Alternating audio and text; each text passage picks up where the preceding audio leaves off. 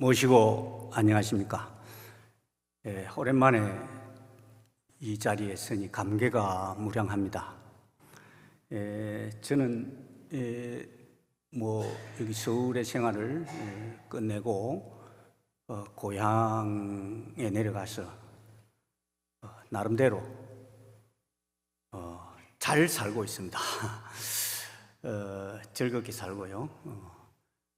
특히 이 종부에 있을 때 그 에너지가 쌓여가지고 주문 생활을 좀 많이 한다고 할까요? 이렇게 제가 옛날과는 좀 변했습니다.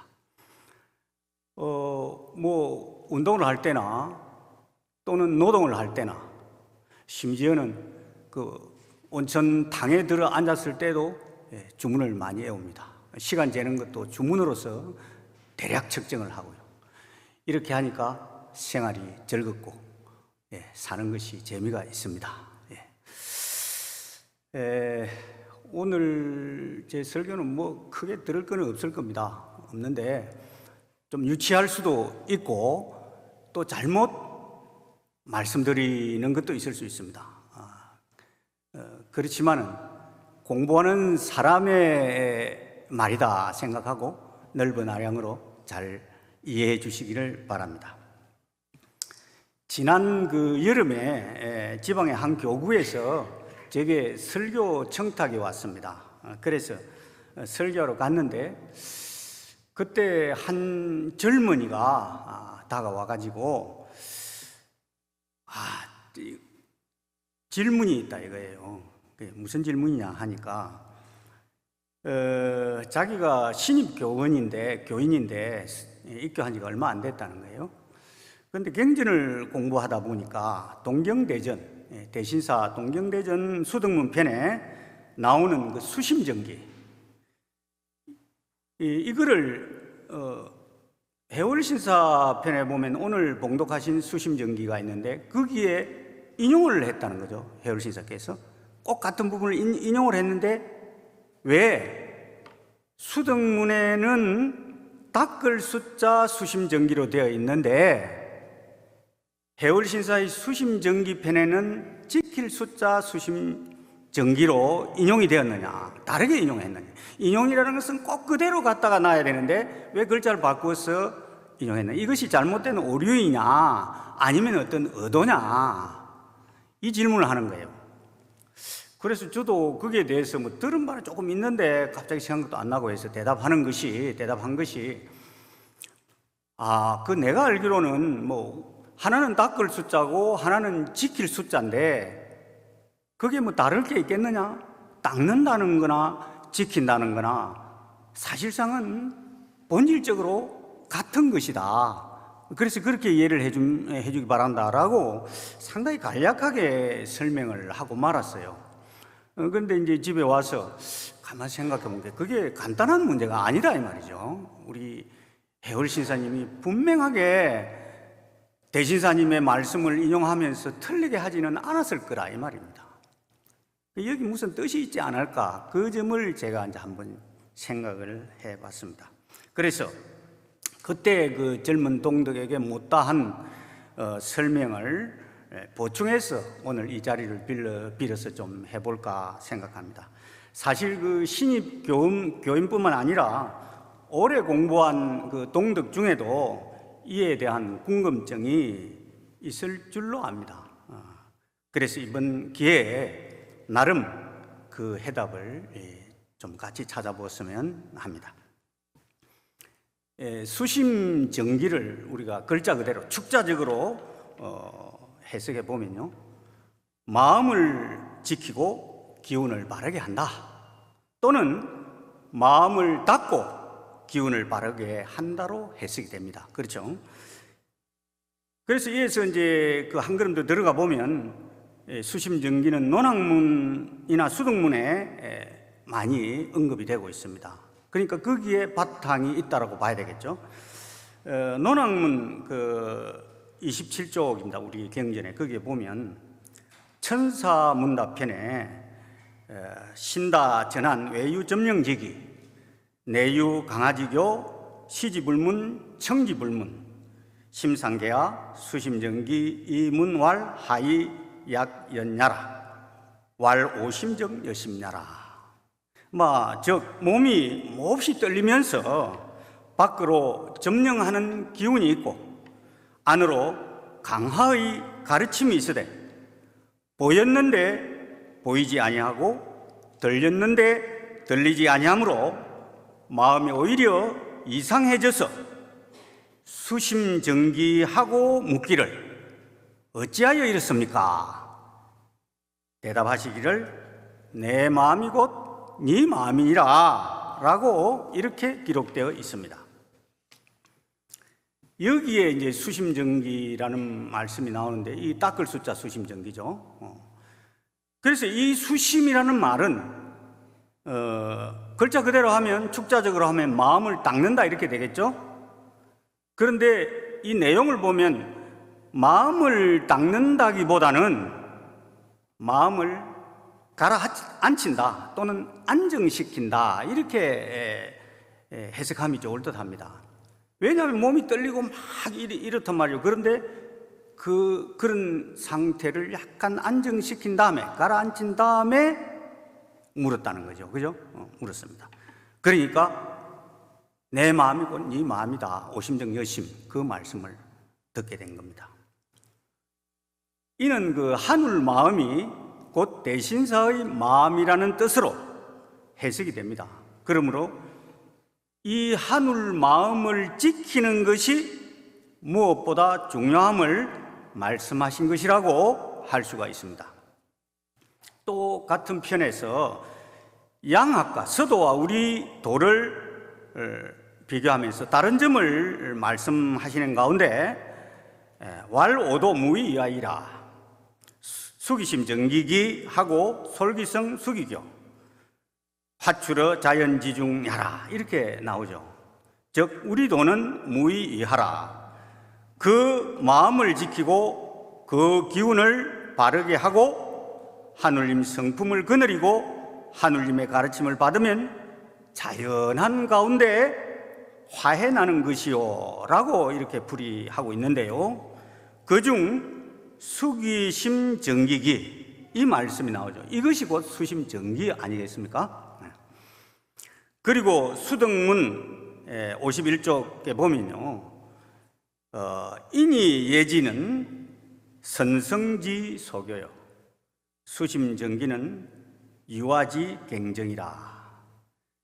즉 인이 예지는 옛 성인이 가르친 바요 수심 정기는 내가 다시 정한 것이니라 이렇게 말씀하셨는데 이 말은 그대로 해석하자면 옛 성인이 가르친 바는 뭐다? 공명지도 즉 인이 예지다 이 말이죠. 그렇지만 대신사께서는 이 인이 예지와 같은 즉 공명지도의 인이 예지와 같은 가르침이 아니라 기운을 바르게 하여 하늘님 마음을 닦고 지키는 것이 중요하며 이는 대신사 스스로 새로이 정한 것임을 천명하신 것입니다. 그러니까 수심정기는 선성지 소교를 답습한 것이 아니다 이거죠. 스승님께서 하늘 마음을 깨닫기 위하여 독창적으로 창안한 것임을 강조하신 것이라고 저는 봅니다. 이와 관련해서 해월신사법설 수심정기편 경전 300쪽입니다만은 수심정기 네 글자는 천지가 운절되는 기운을 다시 보충하는 것이니라 라고 말씀하셨는데요. 그런 다음에 이어서 대신사의 수등문의 그 말씀을 인용하셨죠. 여기에서 이제 우리가 의아하게 생각하는 부분이 발생합니다. 해월신사께서 대신사의 말씀을 인용하시면서 왜 그대로 인용하지 않고 다르게 인용했느냐 하는 것인데요. 즉 대신사께서는 닦을 숫자 수심정기라고 하셨는데 해월신사께서는 왜 지킬 숫자 수심정기라고 하였느냐 하는 것입니다. 스승님을 하늘같이 모시는 제자로서 잘못 인용하신 것은 아닐 테고 거기에는 반드시 숨은 뜻이 있을 것이라는 생각을 하지 않을 수가 없습니다. 앞에서도 말씀드렸습니다만 논학문에 우리 도는 무의이하라, 그 마음을 지키고 그 기운을 바르게 하고 하늘님 성품을 거느리고 하늘님 가르침을 받으면 자연한 가운데 화해나는 것이라 했습니다. 또 주문을 설명하는 가운데 시라는 것은 안에 신령이 있고 밖에 기화가 있어 온 세상 사람이 각각 알아서 옮기지 않는 것이라 했습니다. 그러니까 스승님께서는 몸의 바깥 기운과 몸 안의 가르침을 받기 위한 성결 조건으로 뭐가 필요하다? 마음을 닫고 지키며 기운을 바르게 해야 한다. 이러한 것을 말씀하신 것이라고 봅니다. 즉 기운은 몸의 바깥으로부터 오는 것이지만 마음은 몸 안에 본래부터 존재하는 것이므로 이를 지키고 닫지 않으면 하느님의 가르침을 받을 수 없다는 말씀입니다. 이미 수기심 정기기로서 지킬 숫자 수심 정기를 말씀하셨기 때문에 수등문에 닦을 숫자 수심 정기는 단지 선성지 서교와 다름을 표현하신 것이고 종합적으로 보면 지킬 숫자 수심 정기를 말씀하시는 것이라고 생각합니다. 우리 도에서 이 몸이란 객체라고 하죠. 몸은 객체고 마음은 몸은 마음의 집이죠. 집입니다. 그러면 마음이란 이 무엇이냐? 스승님께서는 마음이란 몸에 대한 주체이며 성령이기 때문에 마음 작용이 매우 중요하다. 그래서 경전 곳곳에서 이 마음 작용에 대해서 말씀해 놓고 있습니다. 스승님께서는 마음을 하느님 성품이라 하여 한없이 선한 것으로 봤습니다. 마음이 선하냐 선하지 않느냐 하는 것은 그게 견해가 좀 다를 수가 있어요. 중국의 그 전국시대 말기에 태어난 이 순자라는 사람은 인간의 본성은 본래 선하지 않다고 했어요. 악한 것으로 봤습니다. 그래서 끊임없이 닦지 않으면 그 악한 본성, 악한 본성이라고 하면 욕심을 추구하는 것, 이익을 추구하는 것, 또 질투하고 미워하는 마음, 또 감각적인 어떤 욕망들, 이러한 악한 본성들이 여지없이 발휘되어 반드시 다투고 빼앗게 되며 그리하여 규범이 무너지고 질서가 문란하게 되어 드디어 천하가 혼란에 빠지게 된다는 소위 성악설을 이 순자라는 분이 주장했습니다. 이 성악설에 의하면 사람의 본성은 악한 것이 분명하며 선이란 것은 인위적으로 교화해야 비로소 얻을 수 있는 것이라고 했습니다. 인위적 교화나 예의로서 인도해야 양보하는 마음이 나오고 또 예의와 규범이 일치하여 세상이 다스려지게 되는 것이라 이렇게 주장했습니다. 이는 물론 그 전대의 그 맹자가 죽은 뒤에 한 50년 뒤에 이 순자가 태어났거든요. 그러니까 이 맹자가 주장한 마음이란 본래 하얀 백지와 같은 것으로 그냥 두면 말이죠. 그냥 방치하면 더럽혀지기 십상이라는 성선설에 대한 반론이죠. 이 순자의 성악설은. 그러나 본래 깨끗한 것은 더럽혀지기 쉽죠. 그렇기 때문에 깨끗한 것을 그대로 두면 안 된다는 거죠. 어떻게 해야 됩니까? 깨끗한 것을 유지하려면 계속 닦아야 됩니다. 닦아야. 그렇죠. 그렇게 되죠. 그러나 또 이제 이 마음이 본래부터 악한 것이다. 이렇게 봤을 때 어떻게 됩니까? 마음이 중요하다고 보면요. 우리가 깨끗한 것을 어떤 전제로 해서 선한 것을 전제로 해서 본다면은 악한 것을 그대로 둘 수 있습니까? 그대로 둘 수 없죠. 깨끗한 것을 그대로 두면 때가 묻고, 깨끗하지 않고 더럽혀진 것을 그대로 두면 더 더러워진단 말이죠. 그렇기 때문에 본래 악하고 더러운 것이지만은 어떻게 해야 된다? 쉬지 않고 닦아야 된다. 그것도 닦아야 된다 이 말이죠. 이러한 그 두 가지 주장은 선하다, 깨끗하다 하는 이러한 것을 전제로 할 때 본질적으로 어떻단 말입니까? 성악설이나 성선설은 본질적으로 같다라는 거죠. 그죠? 그런 결론이 안 나옵니까? 단지 본래부터 선한 것은 그 선함을 지키는 것에 주안점을 두지만 본래부터 악한 것은 그 악함을 교화하고 닦는 것에 주안점을 둔다는 점에서 두 개가 차이가 있을 뿐이지, 단순하게 구태여 그 맥락을 우리가 짚어볼 때 같다라고 볼 수가 있어요. 물론 그 지킬 숫자 우리 수심정기는 이렇게 보면 지킬 숫자 수심정기는 어디에 그 맥이 이어질까요? 맹자의 성선설에 맥이 이어진다 봐야 되죠. 지킨다고 보니까요. 그 다음에 닦을 숫자 수심정기는 순자의 성악설과 관련이 있다고 이렇게 보아집니다. 그럼 우리 대신사께서는 사람의 본성을 어떻게 봤다요? 순한 것으로 봤다 이겁니다. 즉 한울 마음으로 보셨습니다. 해월신사께서는 대신사의 이 말씀을 지키고 이 착한 성품을 지켜나가야 한다는 뜻에서 지킬 숫자 수심정기를 일관되게 말씀하십니다.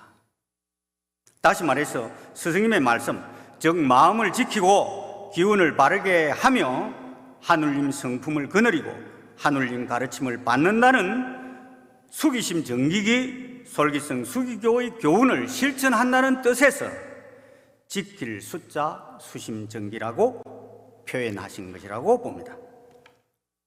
요약하자면 지킬 숫자 수심정기의 필요 충분 조건은 닦을 숫자 수심정기가 아니겠느냐. 그래서 해월신사께서는 스승의 뜻을 지켜나가겠다는 뜻에서 의도적으로 달리 인용한, 이것을 의도적 오류라고까지는 할 수가 있는가 모르겠습니다. 어쨌든 그러한 의도가 있지 않았나 하는 생각이 듭니다. 해월신사 법설 수심정기편에 그 어디에도 닦을 숫자 수심정기는 나오지 않습니다. 예. 오히려 지킬 숫자 수심정기 네 글자는 천지가 운절되는 기운을 다시 보충하는 것이라고 하여 수심정기의 생명성을 강조하고 있습니다. 그러나 지킬 숫자 수심정기든 또는 닦을 숫자 수심정기든 마음을 지키고 닦는 노력을 한다는 점에서 다름이 없죠. 다름이 없습니다. 마음을 닦는 행위가 곧 마음을 지키고 회복하는 것이기 때문입니다.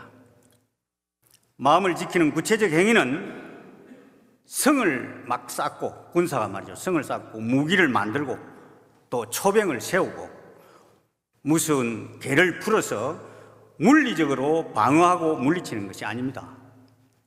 마음을 탁하게 하고 흔드는 요인은 대개 마음 속에 있기 때문에 마음을 다스리고 닦아서 바르고 깨끗하고 고요한 상태가 되어야 비로소 본래의 한울 마음을 지킬 수 있다는 뜻입니다. 바꾸어 말하자면 바름과 깨끗함과 고요함으로 탁하고 어지러운 것을 물리친다는 원리입니다. 바르고 깨끗하고 고요하지 않으면 굳이 우리가 그것을 지킬 필요가 있겠습니까? 그러함에도 불구하고 해월신사께서 대신사의 닦을 숫자 수심정기를 지킬 숫자 수심정기로 다시 인용한 것에, 달리 인용한 것에 대해서 그 의아함이 완전히 해소된 것은 아닙니다. 이 부분에 대해서는 우리 후학들이 지속적으로 공부하여 매듭을 풀듯 스승님 말씀을 더욱 깊고 넓게 해석해 나가야 할 것입니다. 이것은 우리 후학들에게 주어진 의미심장한 과제입니다. 마음에 대한 그 연구는 동서고금을 통하여 끊임없이 진행되고 있는 과제이며 참으로 불가사의하고 형이상학적인 그런 영역이었죠. 그러나 지금 이 AI 시대를 살고 있는 오늘날 말이죠. 이 마음은 더 이상 불가사의도 또 상상도 아니다 이겁니다. 이제 마음은 과학의 영역 안에 들어와 있다. 아니, 마음은 이제 과학이다. 이렇게 단정할 수 있습니다. 이 마음을 많이 공부하고 있습니다. 그래서 이제 상당히 발전되어 있어요. 발달되어 있고요. 이 과학적으로 마음을 이제 해석해내는 단계까지 와 있습니다. 부정할 수 없습니다. 그래서 우리 스승님께서도 이 마음 공부에 대해서 일찍이 말씀을 하셨죠. 그죠? 이 마음이 불가사의한 영역이 아니라는 그런 전제를 하고 있었던 것 같아요. 그래서 스승님께서는 이 마음 공부를 심학, 이렇게 심학, 그죠? 이렇게 말씀 안 하셨습니까? 이 한자 마음 심자를 보면 획수가 몇 개입니까? 4개로 되어 있죠. 그죠? 마음 심자가 획수가 4개로 되어 있습니다. 이 마음 심자는 마치 뭐를 상징하는 것 같아요? 우리 심장을 상징한다. 마음과 심장은 다르지만은 그 유사하다는 거죠. 왜 그러냐면은 심장이요, 마음 심자 글자가 4개의 획수로 되어 있듯이 우리 심장도 4개의 조직으로 구성되어 있습니다. 뭐 아시다시피 우심방이 있고 우심실이 있고 자심방이 있고 자심실이, 이 4개가 아니십니까? 그래서 이 심자는 이 심장을 상징한다, 이렇게 이제 봅니다. 이 심장의 역할은 뭡니까? 이 수축과 이완을 통해서 탁한 피를 이렇게 받아들여 가지고 가스 교환을 합니다. 가스 교환을 해가지고 새로운 피로 만들어서 동맥을 통해서 전신으로 내보내죠. 그런 역할을 하는 게 심장 아닙니까? 그래서 이 심장이 건강하면 그 사람은 살아가는 거예요. 건강하게. 그런데 심장이 정지되면 뭡니까? 죽음 아닙니까? 의사가 사망 진단을 내릴 때 2가지로 진단을 내립니다. 이 뇌 기능 마비는 죽음으로 안 봐요, 의사들이. 뇌사는 죽음으로 안 본다는 겁니다. 단지 2가지, 심장사와 이 호흡, 폐의 그 사망, 이것이 죽음이라는 거죠. 호흡을 못 하거나 심장이 뛰지 않으면 이건 죽음으로 본다는 겁니다. 그러니까 심정지를 많이 한다 합니까? 지금 세상 사람들이. 그래서 이 건강한 심장을 가지는 것이 정말로 중요하다. 그래서 건강한 심장 활동은 우리를 살아 숨쉬게 만드는 것도 아니겠습니까? 이 심장 활동이 멈추어가지고 심정지가 되면 우리의 생명 활동도 끝나고 마는 것입니다. 이렇게 보면 심장 활동은 곧 뭐다? 생명 활동이다. 이 생명 활동이라는 것은 우리가 사는 일인데, 비유하자면 우리 도의 수심전기는 뭐다? 바로 이 심장 활동과 같은, 심장과 같은 역할을 한다, 기능을 한다, 이렇게 봅니다. 그러므로 거듭 말씀드리지만 해월신사께서는 수심전기 4글자는 천지가 운절되는 기운을 다시 보충하는 것이라고 말씀하셨습니다. 굉장한 말씀 아닙니까? 그죠? 수심전기, 이게 뭐냐? 우리 생명이 끊어질 것, 기운이 막 지치고 다 해서 쇠약해져서 끊어질 것 같을 때 이 수심전기가 에너지 역할을 했어요. 그 기운을 보충해주는 역할을 한다, 이런 이야기입니다. 그러니까 수심정기 속에 뭐가 들어있다? 생명성이 들어있다, 이 말입니다. 우리 천도교인이 살아가는 것은 수심정기로 살아가야 된다. 아주 중요한 말씀으로 보입니다. 우리 마음이란 하늘 마음, 즉 성품, 성령을 말합니다. 수심정기란 하늘님 마음, 또 하늘님 기운을 그 대상으로 삼고 있습니다. 이 하늘님 마음과 하늘님 기운이 바로 나의 마음과 몸이죠. 이 마음과 몸을 지키고 닦는 방법적 행위를 우리는 수련이라고 하지 않습니까? 닦는 것과 지키는 것은 본질적으로 같다. 앞에서 제가 그렇게 여러 차례 말씀드렸습니다만, 그러면 닦거나 지켜서 무엇을 어떻게 하겠다는 것입니까? 여러분 수련해서 뭐 어떻게 하겠다는 겁니까? 수심정기에서 뭐 어떻게 하겠다는 겁니까? 이런 본질적인 물음을 한 번씩 가져봐야 됩니다. 그러고 해야 돼요. 그냥 무작정 하면 안 된다는 거예요. 옛날 어르신들은 주문 무작정 외워라, 그렇게 말씀하신 걸 어릴 때 들었습니다만, 글쎄요, 주문의 뜻을 알고 외우는 것과 모르고 외우는 것은 차이가 있지 않을까요? 그런 점에서 우리가 수련을 하고 또는 수심정기를 할 때 그냥 무작정 하는 것보다도 어떤 그 단계가 있지 않을까, 절차가 있지 않을까, 저는 그렇게 생각합니다.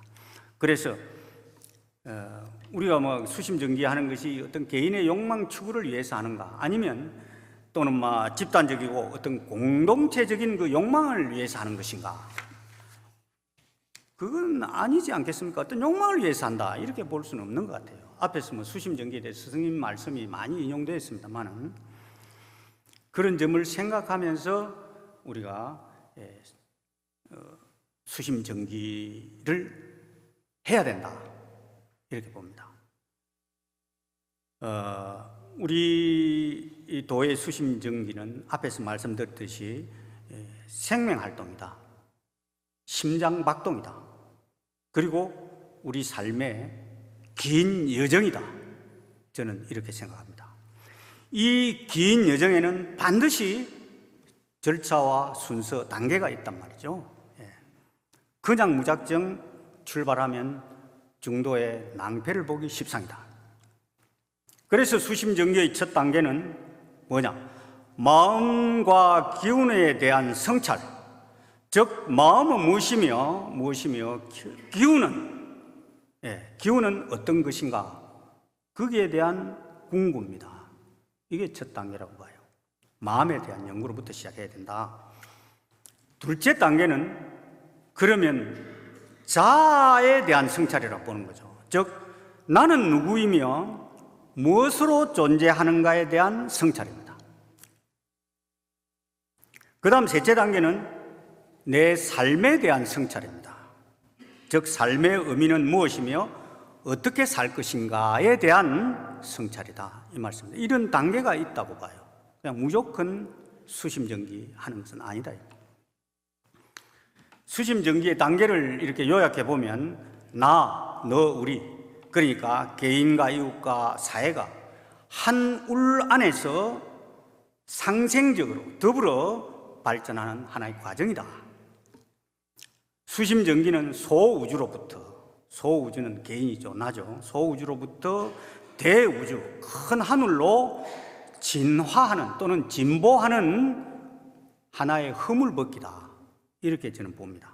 비유적으로 인간의 생물학적 생명활동과 우리 도의 수심정기는 본질적으로 같습니다. 그러므로 천도교인의 삶은 곧 수심정기하는 생활이다, 이렇게 생각합니다. 그래서 해월신사께서 수심정기 네 글자는 천지가 운절되는 기운을 다시 보충하는 것이라, 이렇게 말씀하신 거거든요. 천지가 운절되면 우리의 생명활동은 끝나는 것 아니겠습니까? 그러므로 운절되는 이 생명활동에 에너지를 보충하는 일이 곧 뭐다? 수심정기다. 우리가 전도교인으로 살아간다는 것은 곧 수심정기로 긴 여행을 한다는 것입니다. 수심정기를 통해 지치지 않고 생명력 넘치는 삶의 여행을 즐기다 보면 나는 어느덧 지상 신선이 되어 있고 이 세상은 마침내 하늘 세상으로 화하여 있을 것입니다.